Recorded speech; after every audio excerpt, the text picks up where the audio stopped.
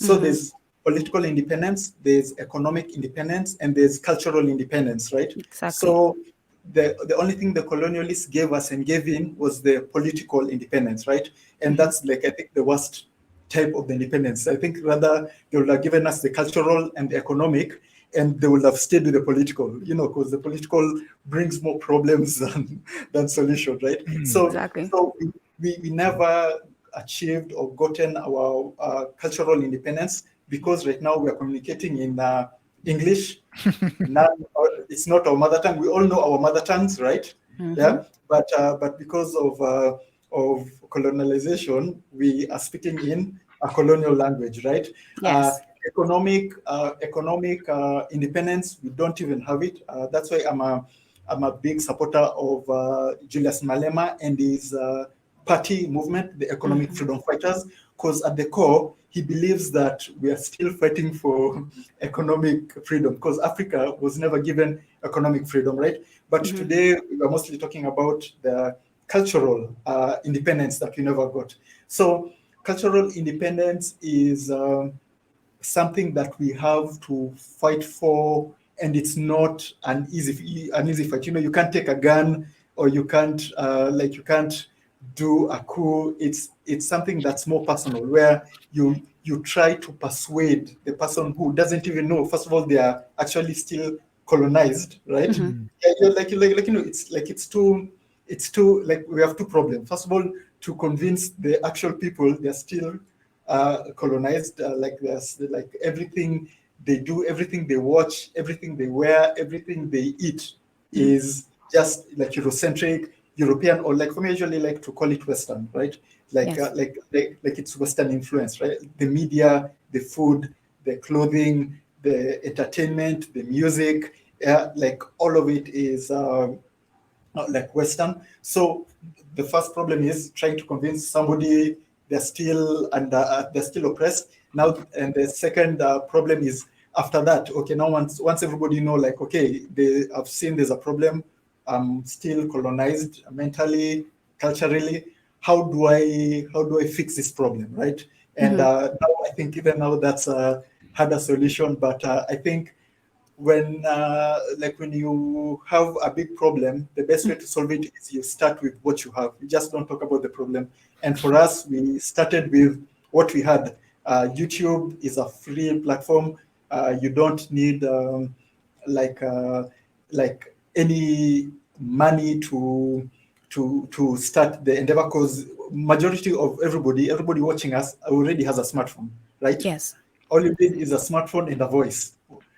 1 billion Africans have a smartphone, 1 billion Africans have a voice. So that's the first step. So if I always say, if 1 billion Africans will do what Kumbukeni or Tunachiki are doing, I think that will be the best weapon, the first weapon in actually trying to uncolonize us. And a good example of things that have already worked is things like Afrobeat, right? These days, Afrobeat, people talk about Afrobeat like how they do R&B, how they do blues, how they do jazz, how they do, like Yeah, it's Burna become Boy is a hot topic now. yes, like it's become part of part of the culture. So now Afrobeat music is just one part of Africa, like one bit. So next time it should be our clothing. Next time it's our language. I'm As you can see. part of a group called Swahili for Africa, where it's this organization based in Addis Ababa, where we want Africa to be. We want Swahili to be an African language, right? It's been Exactly. accepted by the African Union. They are pushing for Swahili to be an official United Nations language, right? United Nations currently has 5 languages: English, Russian, French, Chinese. Chinese, and Spanish, right? Like all the colonizers, right? So we are really pushing for also Swahili to have an official language, and those are the little fights that we have to do to start getting our culture back. So a kid in South Africa can learn Swahili, which is possible today, right? Like things like this start slowly. So other countries that are not from East Africa that have started teaching Swahili because of efforts, like what we do is Botswana, Namibia, South Africa. They even talks of Nigeria also wanting to put Swahili in their curriculum, right? like as an elected language, and also talks of Ethiopia also wanting to put Swahili like as a language. Yeah, so small efforts like that is how we are fighting back, right? Because people always say like most of us we like just talking about all the problems Africa have, or but as we come with we identify the problems and we come up with actual solutions where you don't need $1 billion funding to do it, where you can just you yourself try to fix the problem. Yeah. So grassroots movement, right? We learn as individuals. I see a bunch of people in the chat, in the audience. You learn and then you teach the next person. So because information is useless if you keep it to yourself. I'll hand it over to Brother Alimadi. Wow, I loved the lessons that the brother already dished out. Just a couple of minutes. There's so much information that can benefit people out there.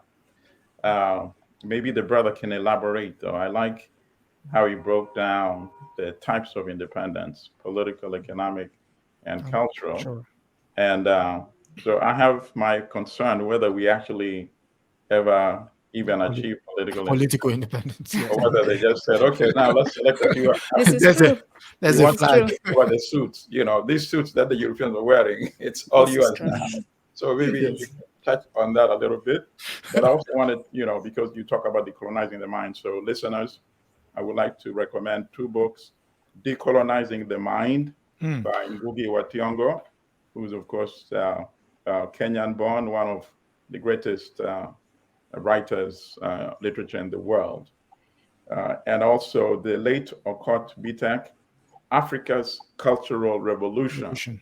That one may be a bit harder to get. You can't order it. If you can get it from some library, please make copies and share it with as many people as possible. So before the brother responds, I just wanted to point out how deep-seated this whole cultural thing is. I was watching this video of a Zambian cab driver. He was driving and he was complaining that, China is taking over now. Look, even the signs are now written in Chinese, and he was pointing at the billboards, and before it was not in Chinese, and he was pointing at an English signboard. And I was saying to myself, it's so deep that the brother is not even realizing he's complaining in English.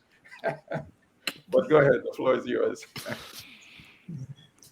I think you asked about why I'm saying at least we have political independence, right? Mm-hmm. Yeah, whether we really have one. Like it's muddled. Most like organizations still are influenced by the West. Like I think even majority, right? But the reason I say political is that it's just that if we get the right types of leaders, they can actually like make it work, like salvage it, right? It's not completely like it's not completely like a lost cause. Like a good example, if there's some really good leaders who've tried their best to improve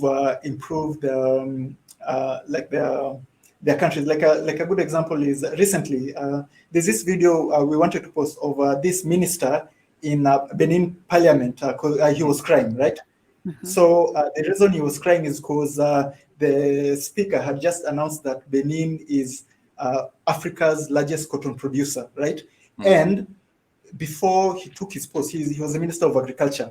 Benin didn't, I think it wasn't even a formal sector, right? So I like wins like that, that if you just get the right type of leader, you can be from zero to like the top, right? So for me, political, I can never give excuses for anybody in in politics for why they're not performing. It's just that we just need good pragmatic leaders. So like another good example is yesterday we posted a video for the late president of Ghana, Jerry Rawlings, right? Mm-hmm. And the title was even I think I was even foreshadowing this conversation. The title was, in the video he was saying how African wisdom is way better, miles more knowledgeable than Western propaganda, right? So like the video, he's just saying that even if you go to the village and talk to an old man in our African language, he's more knowledgeable than anything you can find in the mainstream, like Western education, right? So he just said all you have to do is go and find the right type of education and just not take what's easily available and given to you. No, it's true. I agree with you. The political aspect opens the opportunities. It's what we do with it. And anyone listening, if you're on the continent, the challenge is to make them do the right thing. I would just like to add to what the brother just said. My grandmother used to say one thing, that there's a difference between in her words, Teten book and common sense. But the average African has common sense that they apply. Sometimes you have to set those books aside. So when you come into her presence, leave your book at the door and come and talk to me as an African. I love her. We all love grandma. Like another quick example, like you see in the West, there are these flat earthers, and in the Middle Ages, people in Europe believed that the world was flat, right? But as you said, like Africans have common sense. No African ever woke up and thought to live in a flat world. Because we understood the world that we lived in, right? And we're supposed to be the primitive people. If you go back in Timbuktu, in the libraries in Timbuktu, in Alexandria, and this is like even long ago than even 2000 ADs, not the Middle Ages. The Middle Ages is like in the 15th century, 16th century, like older than 2000 years ago. Africans knew the world, the physical world we live in, like how the moon rotates around us, how we rotate around the sun. As in, it was common sense to us, right? You don't need books to learn things that are common sense. So I definitely agree with your grandmother. Yeah, that speaks to the African culture, where Africans are one with nature, right? We understand our earth. We can see when the earth is suffering. We know when to heal it. We understand the sun. A lot of us back in the day, Africans, even when I was a child, my father would stand on the edge of the yard and tell us it's going to rain in a few minutes, and be like, why do you think it's going to rain? And the sun is out. But he knew how to look at the birds and what was going on in the atmosphere. So yes, Africans are one with nature. That is very much true about African culture. And to also add to the cultural element of it, there's a guy that is often lauded in the West. His name is Karl Marx. But funny enough, his theory, verbatim, was actually taken from a Tunisian brother named Ibn Khaldun. So the idea of Marxism is actually, if you read that guy's book, the name escapes me now. I would put it in the chat going forward. It's funny how we're studied, and then our ideas are presented as their own.